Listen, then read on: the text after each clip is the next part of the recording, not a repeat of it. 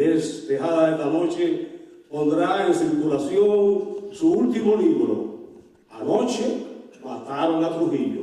Para la ocasión vamos a presentar a Fernando, que sea él quien nos hable en una pequeña sinopsis del libro Anoche mataron a Trujillo, de la licenciada Inés Tejada. Si leemos el capítulo Anoche mataron a Trujillo, de la obra titulada con el mismo nombre, que se encuentra en una recopilación llamada Memorias de Vivencias en Santiago, República Dominicana, ahí podemos observar cómo se hace presente dicha manifestación. Me parece sin lugar a dudas que la obra que Inés María lanza, esas nuevas obras, es una obra madura, llena de tanta riqueza literaria y de muchos sentimientos propios de una escritora como ella, que ha sabido colocar en cada línea de sus libros la magia para satisfacer los más exigentes gustos de sus lectores y seguidores. No quiero terminar sin dejar expresado que tendremos mucha Inés María en lo adelante, haciendo sus investigaciones y recopilando fragmentos que aún quedan salpicados para seguir haciendo obras que alimenten literariamente a este público solidario y siempre ansioso de encontrar quien los satisfaga. Felicidades, maestra de la literatura. Felicidades, Inés María. Muchas gracias. Inés María Tejada es licenciada en enfermería, graduada en la Universidad Católica Madre y Maestra de la ciudad de Santiago de los Caballeros, República Dominicana. Posee además 3 títulos de posgraduado en universidades de la ciudad de Nueva York, maestría en Ciencias de Enfermería en Hunter College de la ciudad de Nueva York y maestrías en Educación y Antropología Cultural en la Columbia University de Nueva York. Emigró a los Estados Unidos a la edad de 22 años, asentándose en la ciudad de Nueva York, donde practicó la enfermería profesional hasta su retiro oficial en el 2008. Desde entonces se ha dedicado a su pasión de escribir. Actualmente reside en Nueva York, aunque pasa los meses de invierno en su apartamento de Santiago de los Caballeros, su ciudad natal. La licenciada Tejada dedica su tiempo libre a diversas actividades en la comunidad. Por ejemplo, en su calidad de enfermera especialista en oncología clínica, se desempeña como conferencista honorífica en varias organizaciones sin fines de lucro, dedicadas a educar y proveer apoyo a las mujeres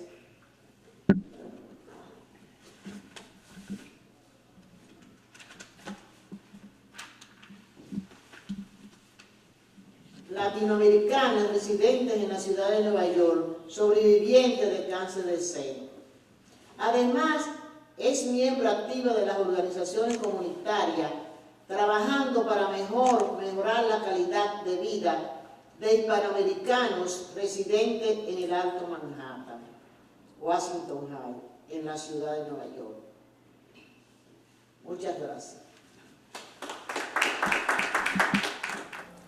Esta razón, corremos la cortina de la cordialidad para darle a cada uno de ustedes la bienvenida y a ella augurarle éxito en su nueva obra que pone en marcha. Bienvenida sea al Lunes Cultural Ercilia Pepín. Muchas gracias. Ya. Buenas noches a todos. Antes que nada, quiero darle las gracias a don Bienvenido Lara Flores por ser el facilitador de que yo estuviera aquí hoy. Y darle las gracias también a todos los miembros de la tertulia Ercilia Pepín quienes me han ayudado tanto y han cooperado tanto conmigo. Yo voy a hacer algo que un presentador nunca debe de hacer, y es dar excusa, y es que yo he estado enferma con un ataque de asma por las últimas 3 semanas. Todavía tengo problemas hablando, así que si ustedes oyen que yo fallo mi voz, es porque todavía estoy bajo tratamiento. Pero quería decirles que yo, aquí está mi sobra, se va a rifar hoy, Anoche mataron a Trujillo. Esta es la obra de teatro que se llama La inesperada seducción de una dama honorable. Este es mi primer libro en inglés, que acaba de ser publicado hace un mes, se llama The East Side Healer. Este es un libro que se llama La caverna del hombre equivocado, en el cual está basado la obra de teatro. Y está con mi otro libro, Peregrinaje, que es sobre mujeres dominicanas viviendo en Nueva York, que se caen, se levantan, se sacuden la falda y continúan. Y yo les voy a confesar un secreto. Estos libros yo los publiqué en Santiago, los escribí en Santiago en el invierno, cuando yo me paso allá horas porque el frío me da asma. Y se publicó en Santiago, cerca del Hospital José María Cabral, una editora que hay ahí. Y hace 1 año y medio, casi 2 años. Y desde ese momento, el primer libro, es una historia, es un libro de historias cortas, yo le llamo vivencias. Y es un género que en español como que no se dice mucho como en inglés, que se dice short stories. En español se dicen o historias o se dice cuentos, pero estas son como vivencias.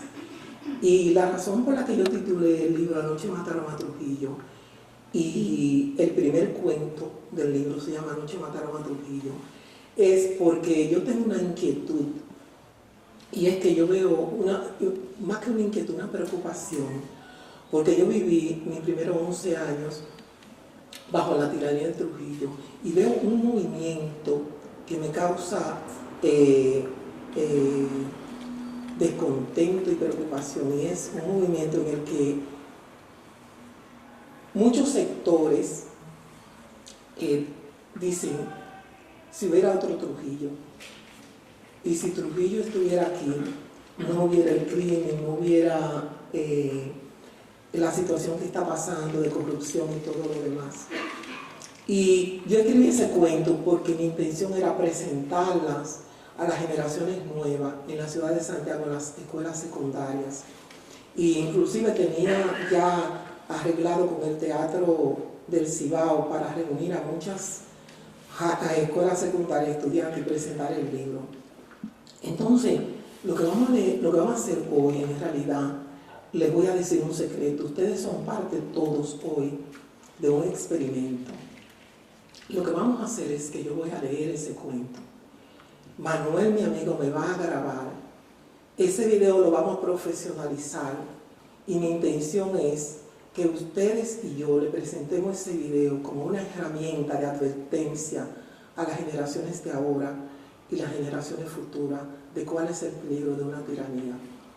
Es mejor comer piedra y ser libre y no vivir bajo una tiranía sin crimen y con una corrupción que nada más está en la mano del dictador y su élite, porque existe la corrupción en la tiranía monopolizante. Entonces, lo de hoy es que yo voy a leer el cuento, que el cuento, lo que se va a hacer aquí hoy es que se está haciendo un experimento para las generaciones futuras. Y mi intención es presentárselo a los estudiantes de escuela secundaria en Santiago y aquí. Así que el material que se cubre en este cuento, según yo lo vaya leyendo, es conocido a todos ustedes. Así que por favor, permítanme y denme su paciencia para presentar este cuento. Piensen que no es para vosotros, porque ustedes saben lo que yo voy a decir, es para generaciones futuras. Y quién sabe lo que nosotros podemos hacer de evitar una catástrofe histórica, de que vaya a caer otro Trujillo en nuestro país. una tendencia que puede pasar, porque hay mucha inocencia en las generaciones de ahora y creen que eso que un Trujillo lo resolvería. Y si ustedes se ponen a pensar, el 50% de la población mundial ahora está bajo gobiernos dictatoriales.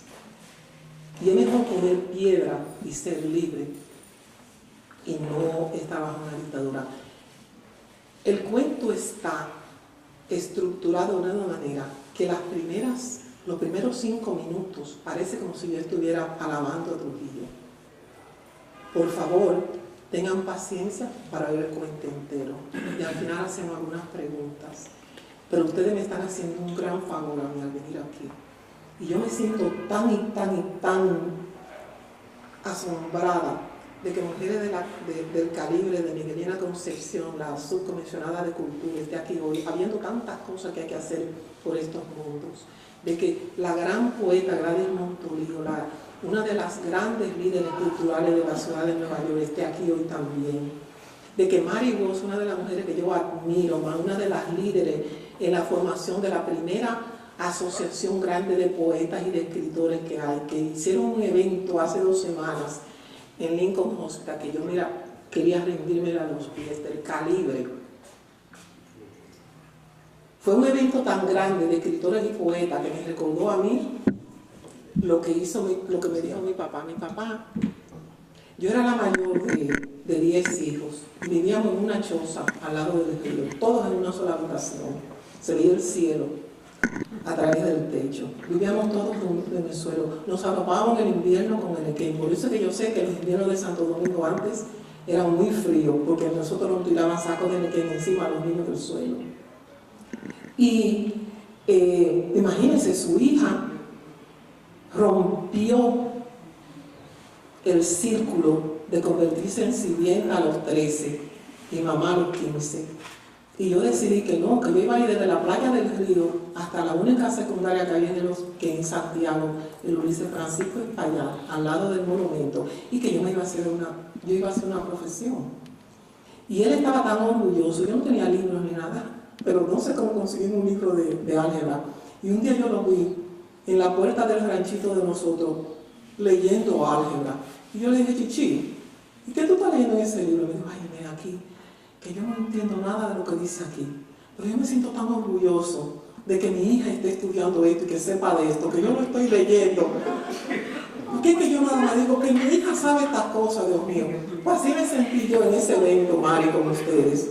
Eran poetas de varias universidades de Estados Unidos, y yo me sentía, yo no sé nada de lo que esta gente está hablando, saben tanto más que yo, pero yo soy tan orgulloso de estar allá, así que siempre, por favor, invítame a esas reuniones de ustedes, a esos eventos.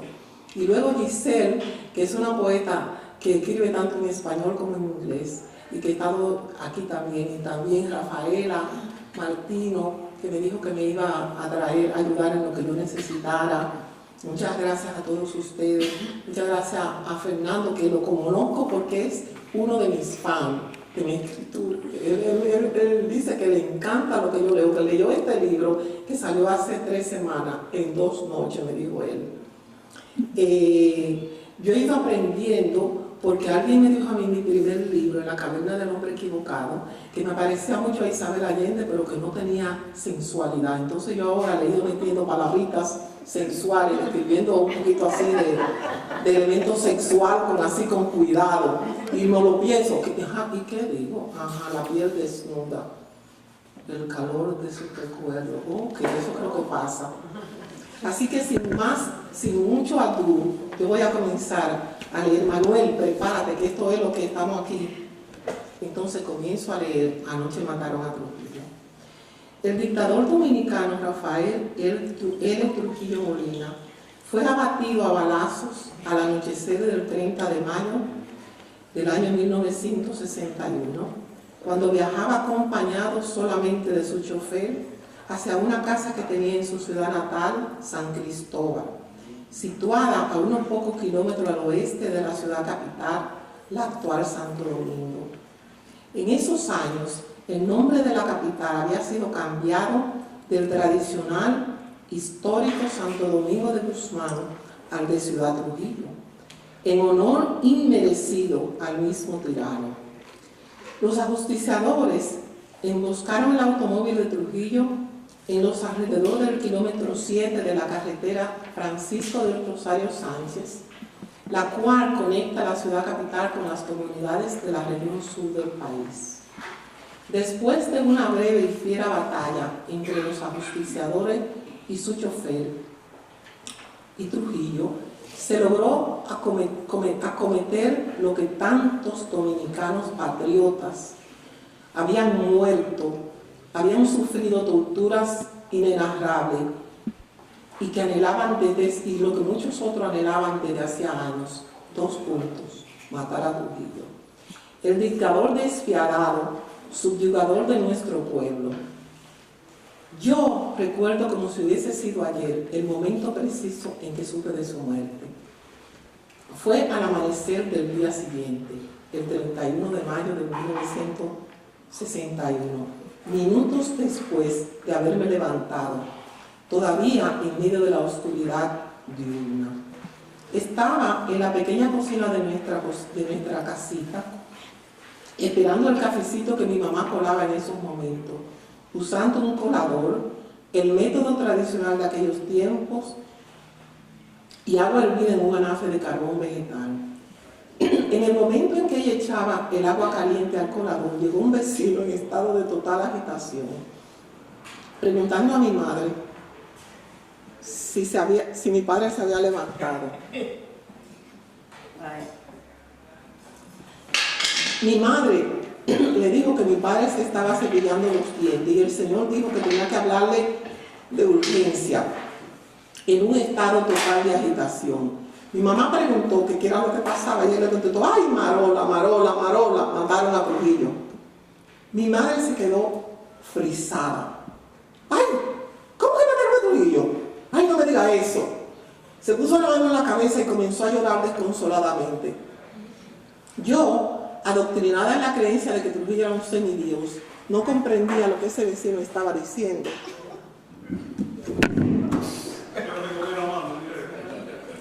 Y salí corriendo hacia donde mi padre estaba en el aposento, gritándole: chichi, chichi, ven, ven, ven, que el vecino dice que mataron a papá Trujillo. Mi padre me contestó: ¿qué? Y salió disparado en camisilla en dirección a la cocina a corroborar con el vecino lo de la muerte del dictador. No era para menos la reacción de mi padre, porque este es un hecho que marcó un hito en la historia de la República Dominicana.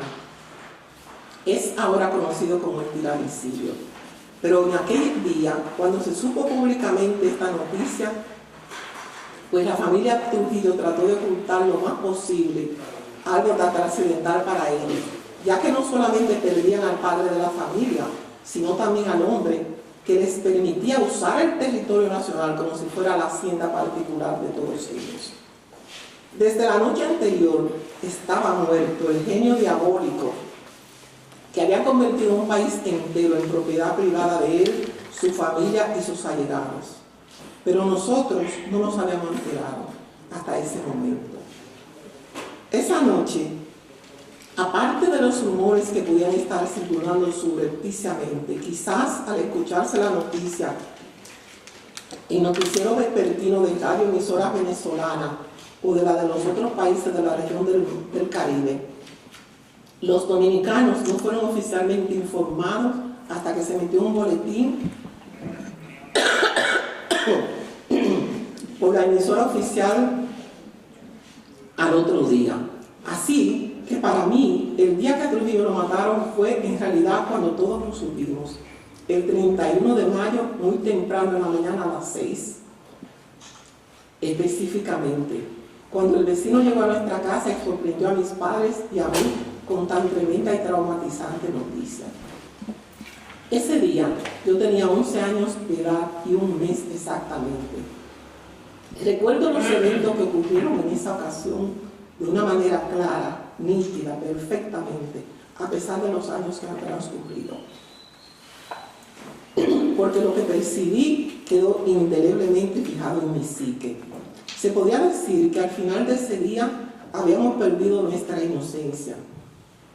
Y yo particularmente estaba totalmente traumatizada de emoción al pensar que habíamos perdido al Dios Papa Trujillo y al ser testigo en primera persona de la reacción de mi familia y nuestros vecinos al enterarse de la muerte de él. Esa reacción colectiva de dolor que yo vi era un reflejo de la adoración ciega que las personas humildes habían desarrollado hacia la persona de Trujillo. Yo misma estaba anonadada ante tal hecho, aunque lo que más me intimidó fue la dramática conducta de las personas mayores, pues desde mi perspectiva de niña, la actitud de mis padres y vecinos sentaba la pauta para mi tranquilidad o desasosiego o de seguridad o viceversa, que la muerte de ese hombre me había producido. Así que las reacciones de los adultos produjeron en mí una conmoción inimaginable al observar un fenómeno tan impactante y sorprendente para mí como fue la explosión de dolor que vi entre la gente de mi barrio. De manera, pude ver a los residentes de mi barrio, nuestros vecinos, salir a la calle y pararse en la esquina. Pude ver a los residentes de mi barrio, nuestros vecinos, salir a la calle y pararse debajo del pote de luz, en un estado de histeria indescriptible.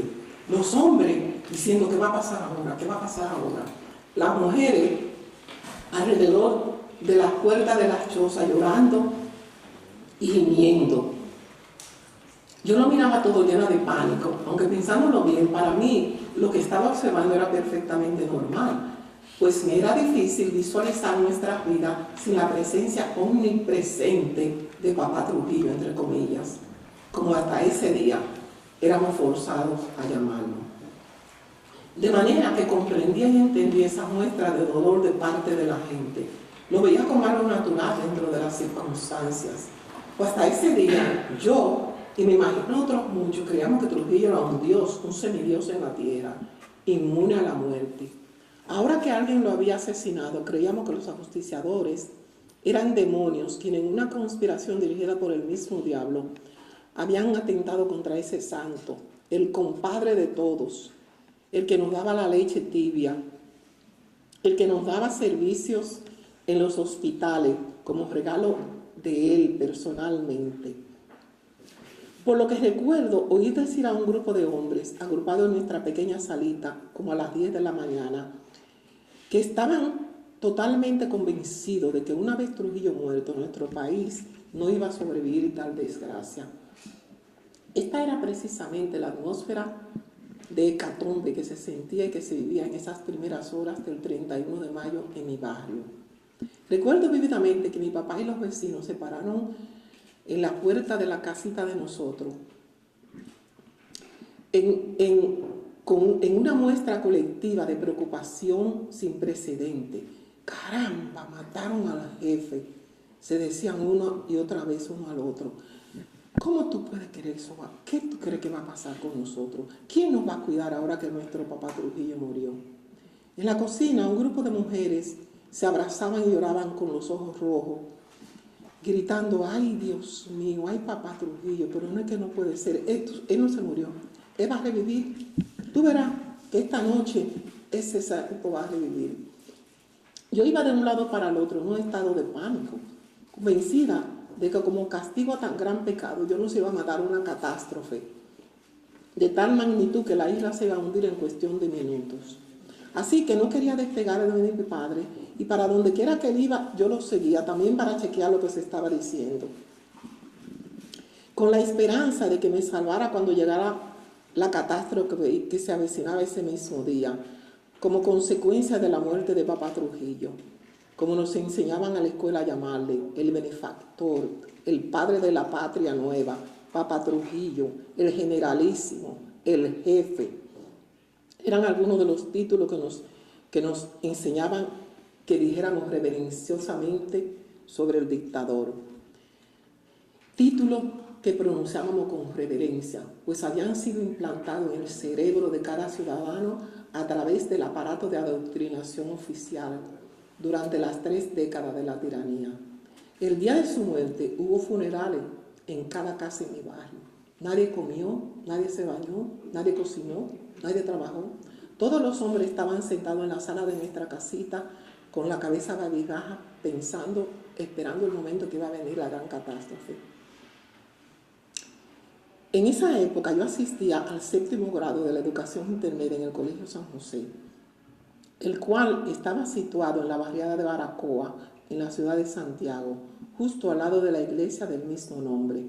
Este colegio pertenecía al sistema de educación pública, aunque funcionaba como un colegio privado, manejado por monjas católicas de la Orden de Perpetuo Socorro. El edificio era nuevo, inaugurado por el mismo Trujillo unos 5 años atrás. Yo recordaba 2 cosas siempre que iba al colegio. La primera, que mi papá trabajó como obrero durante su construcción. Y la segunda, que él ganaba solamente 50 centavos por día, un día de 12 horas. Ese era su salario, 50 centavos. Más patético aún es el hecho de que mi padre no veía el dinerito que ganaba, pues su capataz le entregaba todos los días un vale, que era una especie de recibo, el cual yo recogía diariamente antes de salir a la escuela, para ir al colmado a comprar arroz, habichuelas, aceite y bacalao, y que luego llevaba a nuestra casa para que mi madre lo cocinara. Así que mi papá trabajaba 12 horas, simple y llanamente para poder comer. Apenas una comida que quedaba para nosotros. Aún ganando un salario tan bajo, mi padre y todos sus familiares parecían creer que Trujillo y su familia eran de origen real, probablemente divino. Pero con el tiempo supe la verdad. Supe que mi padre y su padre fueron muy discretos con nosotros, los niños. Nunca mencionaban el rencor que sentían hacia el régimen, pues Trujillo había convertido a mi abuelo del hombre más rico en los pretiles de Mao, en un pobre señor viviendo en un barrio de La Joya en Santiago. Le había quitado la finca de mi abuelo, con 300 cabezas de ganado. Y había sido de un momento a otro. Había llegado un día donde mi abuelo, un esbirro de la ciudad de Mao, le dijo: Napoleón, te van a venir a hacer una oferta por la finca. Tienes que decir que sí. El jefe está interesado en la finca y te tienes que ir. Es mi opinión que una gran mayoría de la población con poca educación o con pocos recursos económicos pensaban que Trujillo era un dios, pero no era así. Y muchos, quién sabe, como mi padre, llevaban en secreto la carga del odio que sentía sin atreverse a decir nada a ninguno de los niños y hacerle creer a los niños que ellos también creían que Trujillo era un dios. Imagine el lector cómo puede sentir yo, una niña de 12 años que había nacido durante el apogeo de la dictadura de Trujillo, sin saber que su gobierno era tiránico y quien había pasado su vida entera viviendo bajo la adoctrinación colectiva a la que fuimos sujetos los niños desde el momento que nacíamos. Para nosotros, el dictador era Papá Trujillo, por cuya salud teníamos que pedir todas las mañanas antes de comenzar las clases. Su retrato nos miraba con fijeza y autoridad desde las paredes de cada casa, cada oficina, en el colegio, cada plaza pública, cada edificio gubernamental, cada puente. Su presencia en nuestras vidas era inescapable, fuese como fuese. Fotos en las casas, escuelas y oficinas, canciones y noticieros en la radio y los artículos del periódico, todos alabando al dictador y su familia.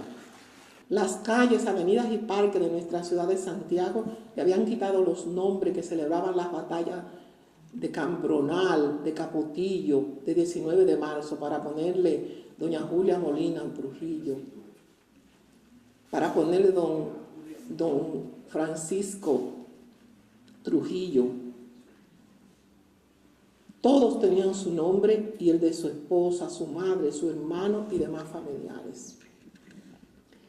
El culto de personalidad exigido por el tirano era de tal magnitud que cuando las personas se saludaban tenía que responderse una a la otra con un estoy bien, gracias a Dios, a Trujillo.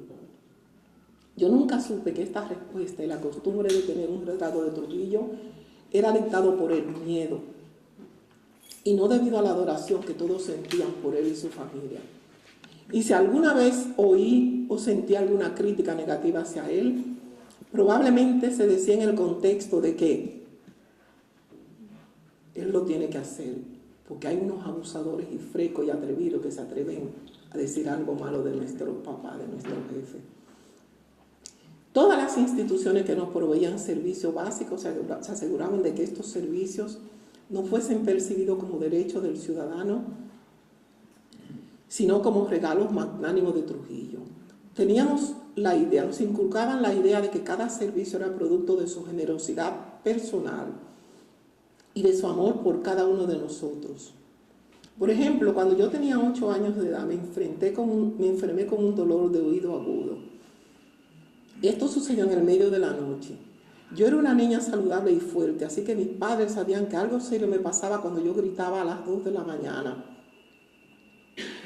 de un dolor en un oído. Mi padre, a quien yo mucho adoraba, decidió llevarme en el medio de la noche al hospital de niños, al único hospital de niños que había en la ciudad de Santiago, que se llamaba, claro, Hospital de Niños Radamés Trujillo Martínez, en honor del hijo más pequeño de Trujillo, que en ese tiempo tenía unos 11 o 12 años, y que además de tener varios hospitales e instituciones a nombre de él, también tenía el rango de coronel en las Fuerzas Armadas Dominicanas. El coronel Radamés Trujillo Trujillo Martínez. En aquel tiempo no existían taxis en la ciudad de Santiago. La única manera que había de movilizarse de noche era caminando, en vehículo privado o en coche tirado por caballos. El hospital estaba situado en una casona colonial detrás de la Catedral de Santiago, en el otro extremo del río Yaque, de la ribera del río Yaque, donde nosotros vivíamos. Y yo no tenía fuerza para caminar por tan largo trecho por el dolor que sentía.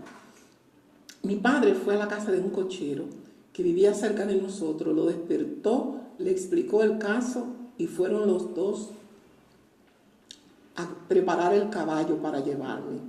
Él y mi padre fueron al establo en donde guardaba su caballo, prepararon el coche y vinieron a buscarme 1 hora después. Para ese tiempo yo estaba con un dolor insoportable. A mí me pareció que fue mucho más tiempo, que esperé por hora debido al dolor que padecía. A las 3 de la mañana llegamos en el coche al Hospital Radamés. Debo decir que sí funcionaba y que sí se daban los servicios gratis. El hospital era pequeño y como aletargado en el pasado, tanto en su decoración como en el tipo de equipo que recuerdo haber visto en la pequeña sala de emergencia.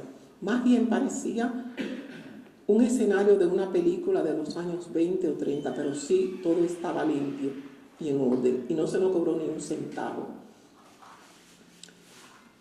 Los pasillos, la sala de emergencia estaban organizados nítidamente, como si el pequeño hospital saliera de una película.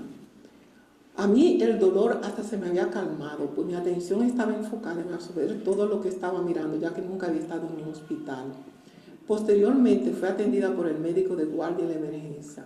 Recuerdo que la habitación vacía tenía cierto olor a cloroformo que me dio un poco de náusea al entrar. Nos dijeron que el doctor estaba en la otra habitación durmiendo y que venía en un momento a atendernos. Nos dijo que había una inflamación en el oído, producto de una hormiga muerta. Procedió a darme un lavado de oído, lo cual fue muy doloroso, pero inmediatamente mi dolor se calmó. Enseguida me dio un caramelo. Una receta mi padre nos mandó para la casa. Al terminar nos dijo que recordáseme que todo el cuidado que me habían proveído esa madrugada fue gracias a la generosidad del generalísimo. Gracias a Papá Trujillo, que debíamos estar agradecidos por todo lo que hacía por el pueblo dominicano y que nosotros éramos cada uno de ellos, de nosotros sus hijos. Mi padre y yo estábamos llenos de tranquilidad y alivio al saber que mi crisis de salud había pasado. Mi padre miró al doctor y lo abrazó y le dijo: sí, doctor, yo sé que todo es gracias a nuestro papá Trujillo, a nuestro generalísimo. Después supe que era todo parte de la charada que había que hacer para asegurarse de que el doctor no era un calié y te fuera a ti a coger tu nombre y a denunciarte.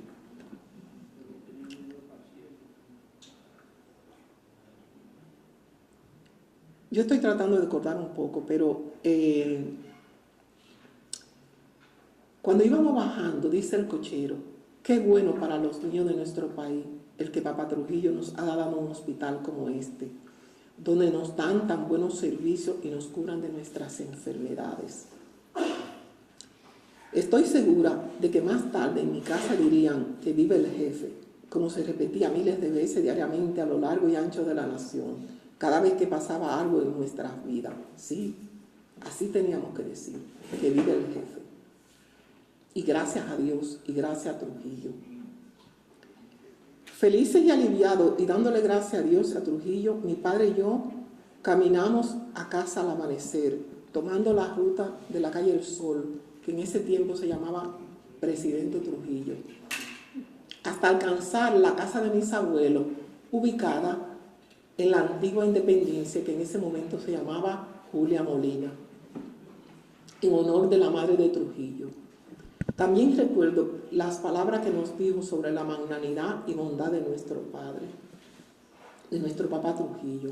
Otro de los servicios y beneficios que se proveían en esa época como regalo directo de papá Trujillo era la repartición de raciones diarias de leche, tanto para los bebés como para los niños más grandecitos. Yo voy a saltar.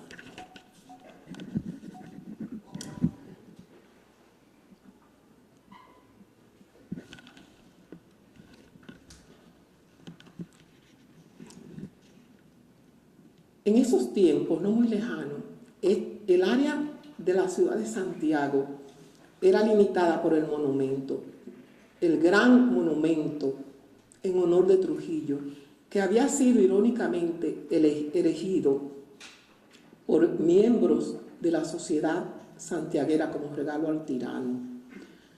Además de la ciudad ser pequeña, los santiagueros vivían en un estado de inocencia, pues niños como nosotros caminábamos solo a esas horas a las horas de la mañana sin miedo de que nada nos pasara, porque la delincuencia, es verdad, no existía, pero a cambio entregábamos nuestra conciencia y nuestra tranquilidad. Y eso, decía la gente, también se lo debíamos al jefe, al benefactor de la patria, al padre de la patria nueva, al generalísimo, a papá Trujillo. Títulos, como yo he dicho antes, que se le apelaba al dictador y que los dominicanos de clase humilde repetían con reverencia durante todo el día. Papá Trujillo era benevolente siempre que uno no se opusiera a su régimen. Cuando alguien lo enfrentaba, era implacable en su furia, asesinando a todo el que se le opusiera, incluyendo a su propio hermano. Muchos dominicanos sabían eso, pero la gente lo veía, si lo sabían, lo negaban, no lo podían hablar, y si lo sabían, lo veían como un derecho divino del dictador, dado por Dios, quien tenía la prerrogativa de castigar a los malagradecidos que se oponían a él. Su nombre, ¿y quién era este hombre que se apoderó tan inmisericordiamente y férreamente de la nación dominicana, que convirtió el país entero en su propiedad privada y a nosotros en lacayos de él? Su nombre era Rafael Leonidas Trujillo Molina. Nació el 24 de octubre del año 1891 en San Cristóbal, en el seno de una familia de clase trabajadora. Su padre, de origen español, se llamaba José Trujillo Valdés, empleado del gobierno de España. Su madre fue Julia Molina Chevalier, descendiente de una inmigrante haitiana y un ciudadano dominicano, de manera que en sus genes había sangre española y haitiana, lo que él odiaba, pensar que había sangre negra en su interior. Pero él resultó ser un tipo gallardo, buen mozo y muy vanidoso. Según su biógrafo, era un hombre de carácter fuerte, violento y rencoroso, con una memoria para los detalles que asombraba a todos, especialmente a sus enemigos. Tenían un apetito insaciable por el poder, la riqueza y las relaciones sexuales.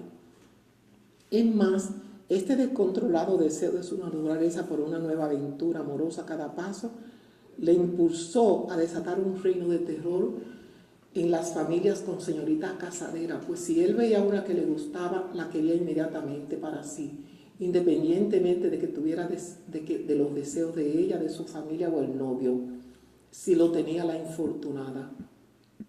También hacía lo mismo con mujeres casadas, especialmente las esposas de militares y funcionarios del gobierno. Aunque a veces sucedía todo lo contrario, el que familias de clase media o clase pobre buscaban con anhelo que su hija fuera escogida por el jefe como amante, para gozar de los privilegios económicos, sociales y de empoderamiento que adquirían sus queridas y sus familiares. Nosotros conocíamos una de esas queridas de Trujillo, vivía en nuestro barrio. Recuerdo que era una mujer de aproximadamente 32 años, regordeta, de piel muy blanca y vivía en un palacete al final de la que hoy se conoce como Avenida Hermanas Mirabal. Recuerdo que siempre habían varios carros parqueados frente a la casa y que alguien, no sé quién, me dijo que era una de las queridas de Trujillo, que cuando pasara por ahí no podía mirar hacia la casa, porque nos podía pasar algo malo.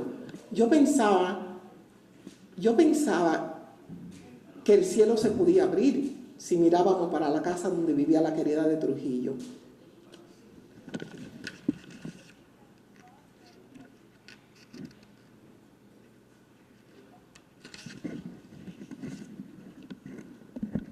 Pero aún así, de vez en cuando, mis amiguitos y nosotros pasábamos por la otra acera para mirar subrepticiamente la casa de la querida de Trujillo. El que yo pensara de esa manera se entiende, pues habíamos crecido bombardeados por la ideología de adoración y temor a todo lo que se relacionara con Trujillo y su familia. Nos había enseñado a dar las gracias en su nombre.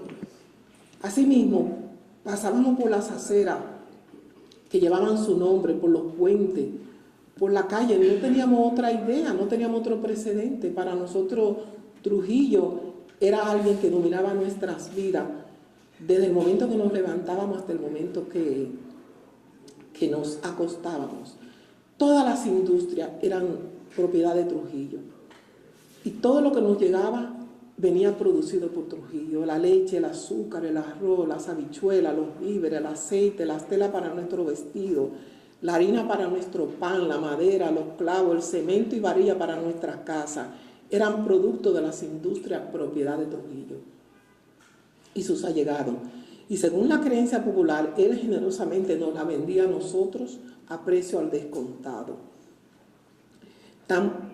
Producto de su bondad y generosidad, de que él nos vendía a nosotros esos productos.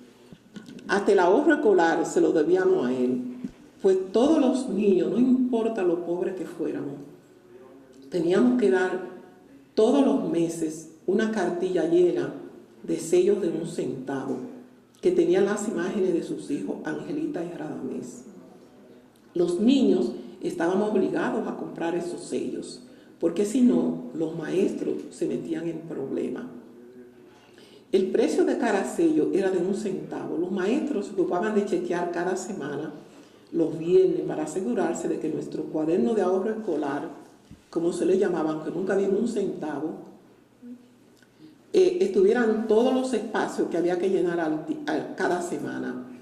Yo llamo este proceso de ahorro forzado, terrible, porque nosotros éramos hijos de gente muy pobre. Y para nuestros padres, el tener que darnos ese dinerito cada semana, 5 centavos, significaba un esfuerzo muy grande, ya que muchos no tenían trabajo, eran jornaleros, ganando muy poco, como era el caso de mi papá. Pero tenían que buscar los 5 centavos para el ahorro escolar. Ese era un gran esfuerzo, porque en aquellos años 1 centavo era el equivalente de 500 pesos, quizá ahora en la República Dominicana.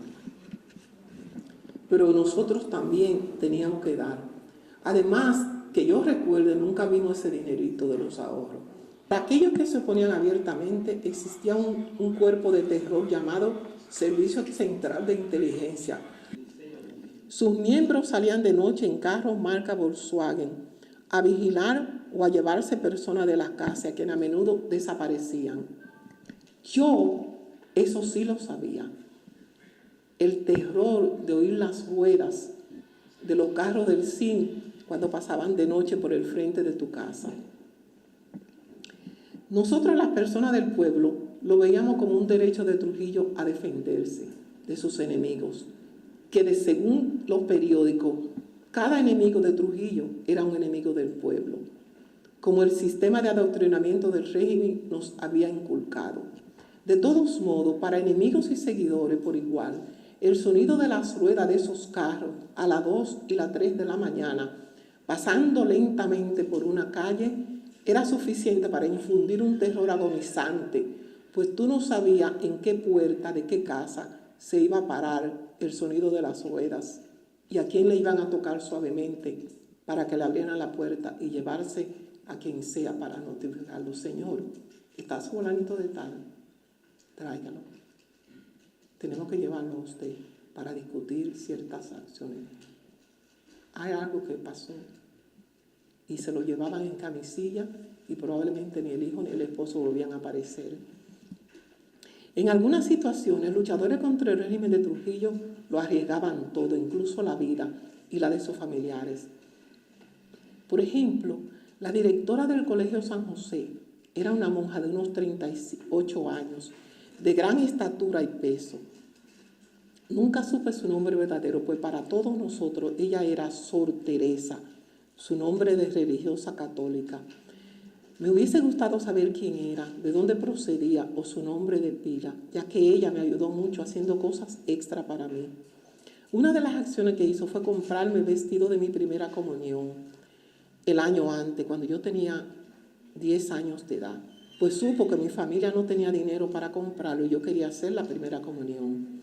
También ordenó que desde el segundo piso, en donde vivían las monjas, me trajeran todos los días una merienda de un sándwich cuando le traían su jugo de ella, porque me dijo que yo no estaba bien alimentada y que yo era una niña muy buena y muy inteligente. Yo le tenía mucho respeto y mucho agradecimiento a Sor Teresa, aunque en lo que cabe dentro de la inocencia de una niña de 11 años, pues por más madura que yo fuese o que aparentara ser, para los mayores en sí era una niña viviendo en una época de inocente. Un día, los niños supimos que Sor Teresa ya no estaba en el colegio. La habían trasladado a otro sitio. A mí no me asombró, ya que siempre habían trasladado de las monjas que manejaban el colegio. Años después, ya radicada en Estados Unidos, quise volver a darle las gracias a Sor Teresa. Y me dediqué a preguntar en dónde yo podía conseguir a Sor Teresa. ¿En dónde estaría ya una señora de 60 y pico para saludarle y darle las gracias?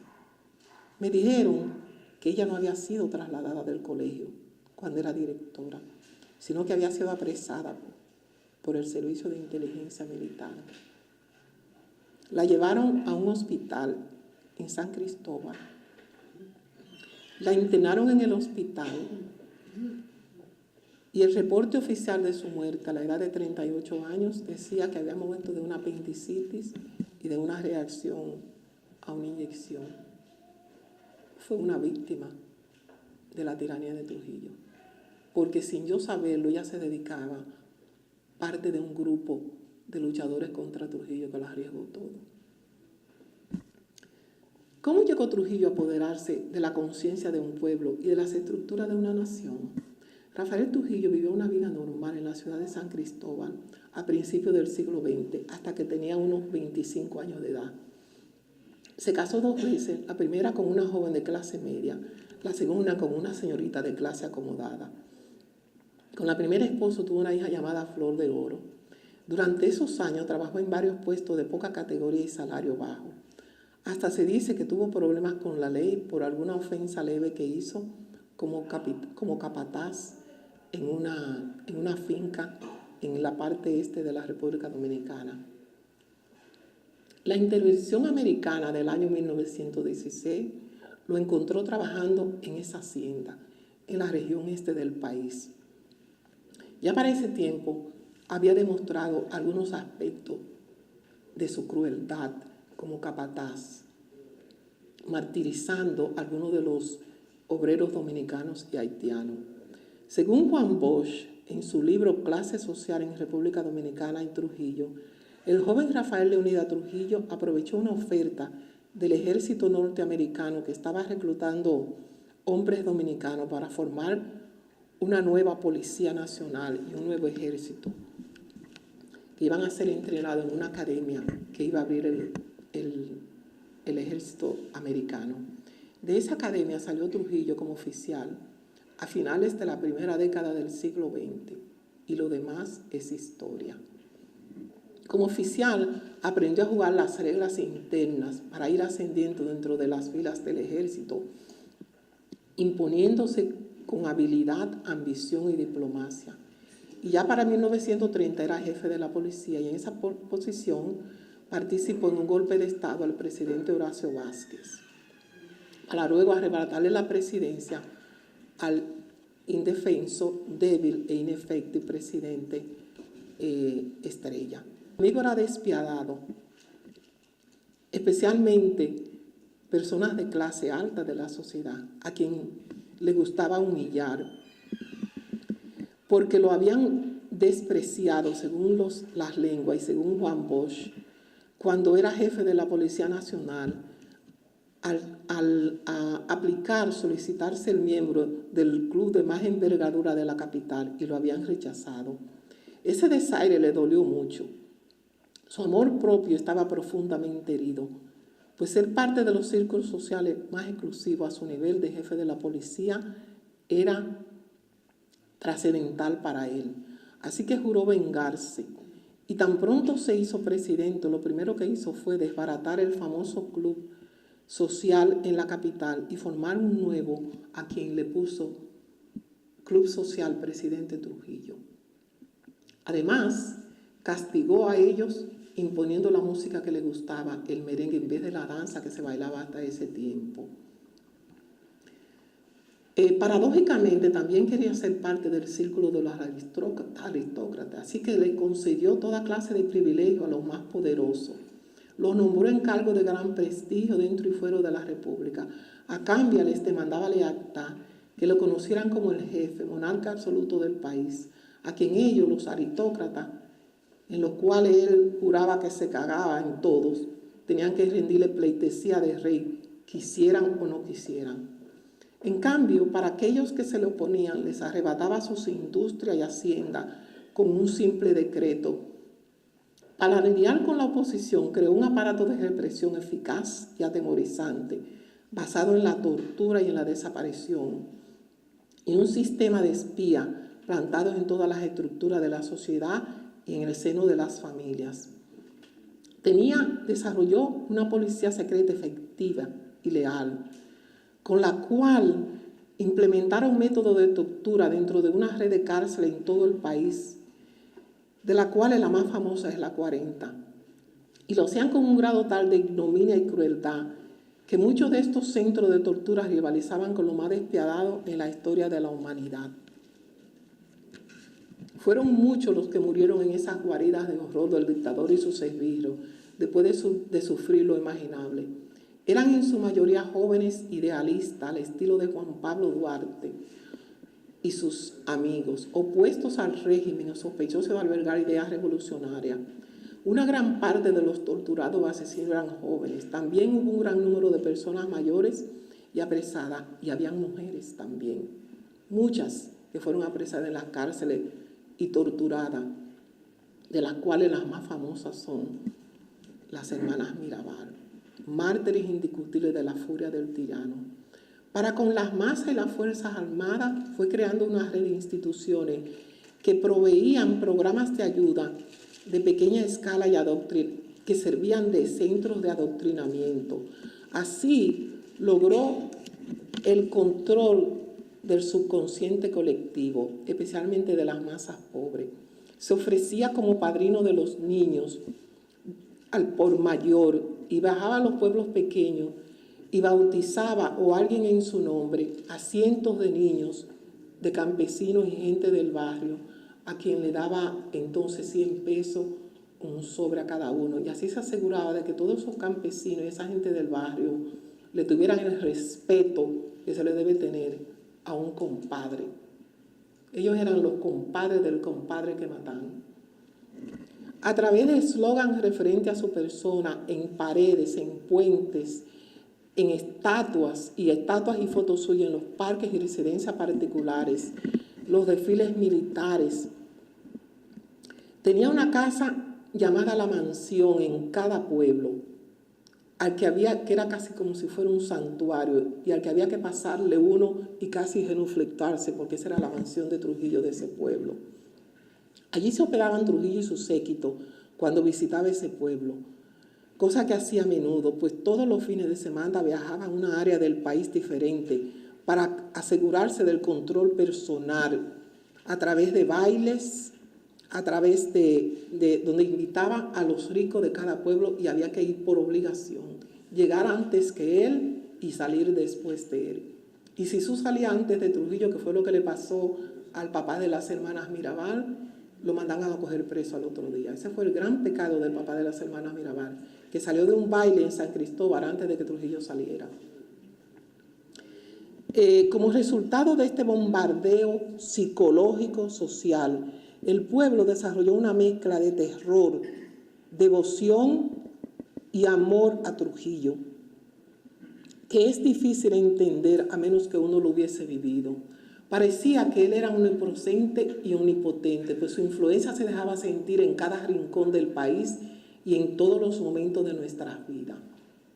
Así, no hay crimen. Se dejan las puertas abiertas. ¿Pero a cambio de qué? A cambio de tu conciencia, de un terror inimaginable. Este fenómeno era el resultado de las campañas de adoctrinamiento a través de los medios de comunicación como la radio, que era bajo control oficial, y de los periódicos, y especialmente por medio de la única estación de televisión que existía, que era también propiedad de su hermano, de él. En aquellos tiempos se llamaba La Voz Dominicana. Su dueño era José Arismendi Trujillo Petán. Desde ahí se lanzaban eslogans continuamente, alabando la era de Trujillo y al jefe supremo de la nación, el generalísimo Rafael de Trujillo, 24 horas al día. Además, como dije antes, en la escuela, las lecciones de geografía se referían a los nombres de ellos continuamente. Hoy vamos a estudiar los ríos de la República Dominicana. Hoy vamos a estudiar las montañas, Pico Trujillo. Las provincias, provincia Julia Molina, provincia José Trujillo Valdés. Las ciudades, Ciudad Trujillo, las calles.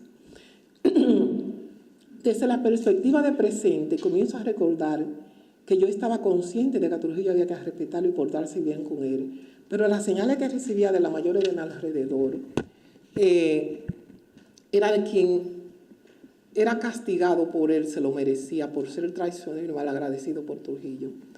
De este escenario, el choque que tuvo el populacho al saber la noticia de la muerte de él fue devastador. Arropado bajo el manto de aislamiento y adoctrinamiento imperante en su régimen. Pero nosotros, los niños y el pueblo, no sabíamos nada de eso.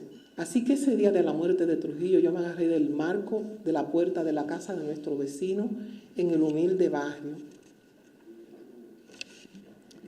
Y lloré por Trujillo. Pero ahora que comprendo, con el paso del tiempo, que Trujillo no era el salvador de la patria y que lo que hacía era de orden criminal, como son la mayoría de los tiranos, como es el tirano de Norcorea, como es el tirano de Rusia, y como quiere implantarse una dictadura también en este país, y lo estamos permitiendo. Ellos no son salvadores de la patria. De manera que, en mi opinión, Trujillo era un narcisista patológico, convencido de que él era el paradigma por el cual se debían trazar las acciones y conductas de todos los demás dominicanos. En su mente él era merecedor en gran escala de todo favor colectivo, lealtad incondicional, gratificación sexual de cada mujer de la República Dominicana del cual se antojara, control de las redes de comunicación, propiedad de todas las empresas y pleitesía por parte de los poderosos, la jerarquía de la Iglesia Católica, las Fuerzas Armadas, su familia y el pueblo dominicano en general. Quien lo combatía solamente le esperaba tortura, cárcel y muerte. Déspotas como él han existido a través de la historia, causando con sus acciones muchas muertes y abundante dolor a millones de personas, fuesen sus súbditos o conquistados antes de que fueran detenidos por la muerte o el encarcelamiento. Solo su desaparición puede detener el efecto nefasto de sus personalidades, ya que ejercen una influencia y liderazgo tan incomprensible que sociólogos y psicólogos todavía no comprenden y no pueden explicar con exactitud cuáles son los mecanismos internos por los cuales un pueblo acepta a un hombre demoníaco y sigue sus pasos. Basta recordar a Hitler en la Alemania de mediados del siglo XX, o a Francisco Franco de España, o a Napoleón Bonaparte en Francia, o al rey Enrique VIII en Inglaterra y otros mucho más a través de la historia. Rogar a Dios para que los hombres como ellos limiten su influencia a aquellos en su círculo inmediato y no se empeñen en dominar a un pueblo a cambio de cosas ilusorias como Rafael Trujillo lo hizo en nuestro pequeño país. Así que digamos en este momento, nunca más.